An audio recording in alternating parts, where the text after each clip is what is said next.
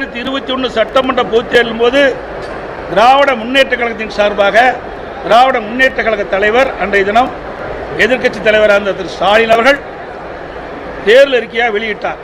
அந்த திராவிட முன்னேற்ற கழக தேர்தல் அறிக்கையில் வாக்குறுதி எண் 309 புதிய ஓய்வு திட்டம் கைவிடப்பட்டு பழைய ஓய்வு திட்டம் மீண்டும் நடைமுறைப்படுத்தப்படும் அரசு ஊழியர்களுக்கு. அறிவிப்பு எண் 311 20,000 இடைநிலை ஆசிரியர்களின் கோரிக்கை ஏற்று சம வேலை சம ஊதியம் வழங்க நடவடிக்கை எடுக்கப்படும். ஆசிரியர் பணிகாலத்தில் மேற்படிப்பு முடிந்த ஆசிரியர்களுக்கு ஊக்கத்தொகை வழங்கப்படும். திமுக தேர்தல் அறிக்கையில் அறிவிப்பு 312 ஊதிய உயர்வு பணி உயர்வு முரண்பாடுகள் குறித்த கோரிக்கையில் ஆய்வு செய்ய குழு அமைக்கப்பட்டு விரைவில் நிவாரணம் கிடைத்திட ஆவணம் செய்யப்படும். இந்த கோரிக்கையை வலியுறுத்தி தான் அரசு ஊழியர்கள் போராட்டம் நடத்துகிறாங்க. அரசு கோரிக்கை வச்சுட்டு இருக்கிறாங்க.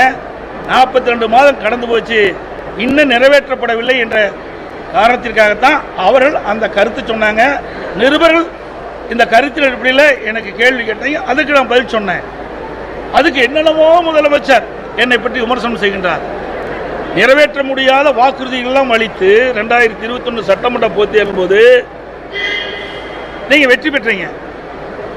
வெற்றி பெற்ற பிறகு தேர்தல் நேரத்தில் திராவிட முன்னேற்ற கழகத்தின் சார்பாக கொடுக்கப்பட்ட தேர்தல் வாக்குறுதியை நிறைவேற்றுவது தான் உண்மையான கட்சிக்கு அழகு. ஆனால் எப்படியாவது வெற்றி பெற வேணும் அப்படின்னு ஒரே நோக்கத்தோடு நிறைவேற்ற முடியாத அறிவிப்புகளை அறிவித்துவிட்டு இன்றைக்கு விழிபிதுங்கி நிற்கின்ற அரசாங்கம் திமுக அரசாங்கம்.